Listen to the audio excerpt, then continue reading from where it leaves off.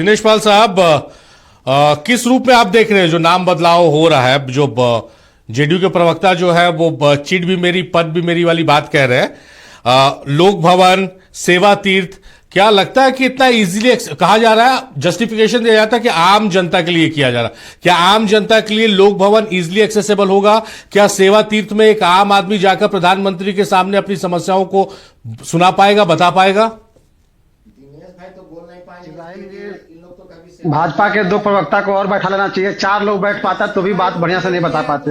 आप 2 ही बुलाए हैं। और जदयू की जो स्थिति है, जदयू के जब नेता मुख्यमंत्री जो है नीतीश जी खुद पुतली बन गए भाजपा के हाथों का, तो बेचारे प्रवक्ता की और पार्टी की स्थिति जो है दोहरे में मतलब ढूलमुल रवैया है।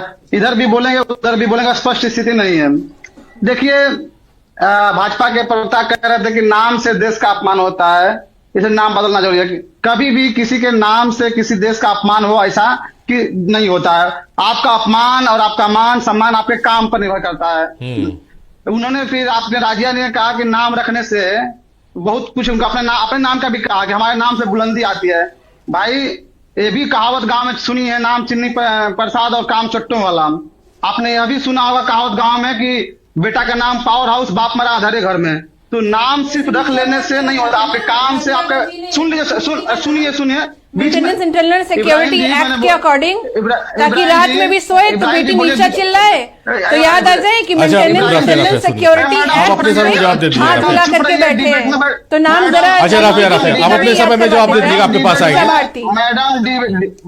मैडम डिबेट में बैठती हैं तो तमीज से बैठिए। अच्छा चलिए, हम उनको आप अपनी बात मुकम्मल कीजिए, आप लोग आपस में बात कीजिए। चलिए ठीक है, आपके आरजेडी का काला राज नहीं है जहाँ चारा खा के। अच्छा राफिया, आप अपने समय में जवाब दे दीजिएगा। आप तमीज में रहिए, राफिया तमीज मुझे मत सिखाइए। आपके धर्म में तमाम देश के अल्पसंख्यकों को जिस तरह से टॉर्चर किया जा रहा है, आप और आप लोग क्या करते हैं? माई करके माई को फंड देते हैं, बीच में इस्तेमाल। अच्छा राफिया सुन लिया जाए ना। राफिया, हैव पेशेंस, आपके पास आएंगे, आप जवाब दीजिएगा। दिनेश अपनी बात पूरी कीजिए। दिनेश अपनी बात पूरी कीजिए आप। देखिए बात है कि आप नाम रख रहे हैं, नाम बदल रहे हैं, तो उसके अंदर काम है कि नहीं। आपको बता दें, हम खुद और आप हमको लगता शायद ही इसमें से कोई आदमी होगा जो आसानी से राजभवन कभी पहुंच पाया होगा। और आप कह रहे हैं सेवा तीर्थ स्थल जो मोदी जी, क्या वो हो सकता है कि अडानी के लिए सेवा तीर्थ हो, अडानी की सेवा करते हो, अंबानी के लिए कर दें? लेकिन आपको मालूम हो कि पार्टी के एक सांसद विधायक को भी उनके यहाँ जाना हो मिलने के लिए तो पता नहीं कितनी परिक्रमा करनी पड़ेगी, कहाँ लगानी पड़ेगी जुगाड़। दरअसल यह फिजूल का जो काम कर रही है सरकार, वह जरूरी मुद्दों से ध्यान भटकाने के लिए कर रही है। आज हमको डिबेट करना पड़ रहा है फिजूल के मुद्दों पे, जबकि जरूरी मुद्दा ये है कि 4 काले कानून जो मजदूरों के लिए देश में लागू किया गया है, जिसका तमाम मजदूर संगठन तेजी से विरोध कर रहे हैं, पूरे देश में काला दिवस मनाते हुए देशव्यापी आंदोलन कर रहे हैं। उस मुद्दे पे आज आपको देश के लिए सबसे शर्म की बात है कि आज 90 पार कर गया रुपया डॉलर की तुलना में, उस पर बात होनी चाहिए, लेकिन उस पर बात नहीं हो रहा है। आज स्थिति ये है कि बिहार में 2 चीज चल रहा है। एक तरफ बिहार में बुलडोजर चल रहा है, गरीबों के घरों पे रौंदा जा रहा है, गरीबों को रौंदा जा रहा है। जो छोटे दुकानदार रोड किनारे सड़क पे कुछ बेच के अपना जीविकोपार्जन करते हैं, उन्हें रौंदा जा रहा है। दूसरी तरफ ताबड़तोड़ गोलियां चल रही हैं। 15 दिन नहीं हुए, लगभग 75 हत्याएं हो गई। आज एक शिक्षिका की हेलमेट हटा के गोली मार दी गई, जो कान कनपट्टी या कट्टा की बात करते थे, तो उस पे होनी चाहिए। दूसरी तरफ जहां की चुनाव आयोग 40 बीएलओ को मार डाला लगभग प्रदर्शन से, तो स्थिति ये हुई, मुद्दे ये थे। लेकिन हम बात कर रहे हैं राजभवन।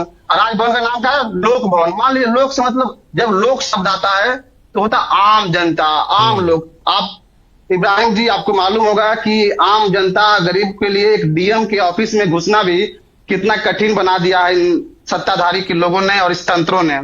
और उसके बाद एक मंत्री के चैम्बर में जाना हो, उनकी क्या स्थिति है। राजभवन तो हम लोग के लिए मतलब एकदम लगता है कि घुस ही नहीं सकते हैं। अब लोक भवन नाम रखने से नहीं, अब लोगों के लिए सहज कीजिए। आपको बता दें कि राज्यपाल विश्वविद्यालयों के कुलाधिपति भी होते हैं अधिकांश जगह, लगभग सब जगह कहिए, लेकिन 2% भी प्रोफेसर पूरे कार्यकाल में अपने जितनी नौकरी करते होंगे वहां नहीं जा पाते होंगे। इतनी बदतर स्थिति है। जो आदमी, चलिए आप दिनेश साहब का कह रहा है कि नाम बदलने से नहीं है, वो परंपराओं को बदलने की आवश्यकता है, जो परंपरा चली।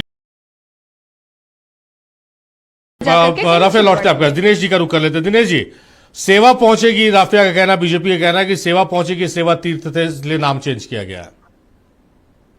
देखिए अब इतना दिन से हम लोग देख रहे हैं, लगभग 12वां साल चल रहा है नरेंद्र मोदी जी का प्रधानमंत्री बने हुए, और वो क्या सेवा दे रहे हैं और किस दो गुजराती पूंजीपतियों को सेवा दे रहे हैं, यह सब देश देख रहा है। और खाली जुमला फेंकना और नाम बढ़ने से काम नहीं होता है। और जो आप लोक भवन की बात कर रहे हैं, अगर कई राज्यों के राज्यपालों के पिछले कुछ सालों के क्रियाकलाप को देखेंगे तो आपको ऐसा प्रतीत होगा कि केंद्र सरकार राज्यपालों को अपना द्वारपाल बना के रखी है, जो राज्य में उनके चंगुल में काम करे। इस तरह की स्थिति बना के रखी है द्वारपाल की तरह। वो द्वारपाल नाम दे देगी, क्या करेगी पता है? अब गवर्नर की जगह पे द्वारपाल कहेगी कि लोकपाल कहेगी, सरकार वो तय करेगी।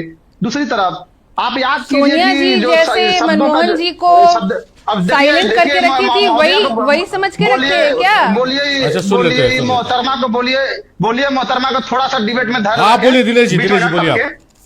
उसके बाद जैसे कि आपने देखा होगा कि मोदी जी ने कहा था 2022 में जब अमृत महोत्सव मनेगा तो सब गरीबों का अपना पक्का मकान होगा। आपने देखा 2022 में? बता दें कि बिहार में 23 में रिपोर्ट आई है जातिगत सर्वेक्षण का, 40% लोगों के पास कच्चा मकान है, झुग्गी झोपड़ी है।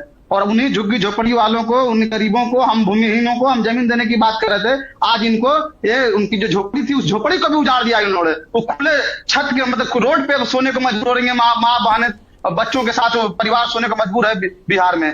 तो आप काम नहीं कर रहे हैं, ये केवल काम से ध्यान भटकाने के लिए फिजूल के मुद्दों को नाम रख रहे हैं। अमृत महोत्सव किसके लिए मना? कुछ चुनिंदा लोगों के लिए।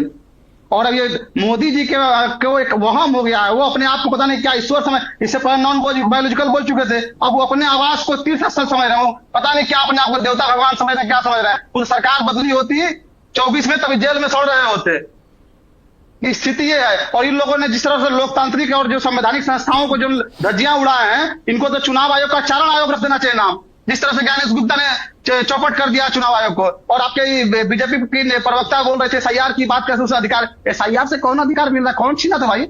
वो तो मतदाता का है, मतदाता अधिकार था। उसमें भी तो आप पूरी वोट चोरी कर रहे हैं, तमाम BLO मोड़ रहे हैं, आपको लग रहा है कि उसमें अधिकार मिल रहा है। यह स्थिति ये है कि इनका जो है पूरी तरह से देश। और एक आधा मिनट और, अब नीतीश जी बोल रहे थे कि एक मुक्ति मिल रही है। अरे भाई, अंग्रेज का जो समय का हुआ है उससे कितना भागेंगे? एक एक चीज में रेलवे उन्होंने दी है, आपका डाक सेवा, मोबाइल, टेलीफोन, टेक्नोलॉजी सब समय, अंग्रेजी शिक्षा पद्धति, आप कितना भागेगा? आप चाहे जितना भी चला लीजिए, आपका जो है आज जब ग्लोबलाइजेशन की बात करते हैं, जब हम कहते हैं कि पूरा विश्व एक गांव की तरह है, भूमंडलीकरण की बात है, तो हम उससे कतरा नहीं सकते हैं। वह रहेगा और उसको स्वीकार करना पड़ेगा, आप भले खत्म हो जाएंगे। चलिए अख्तर अली साहब।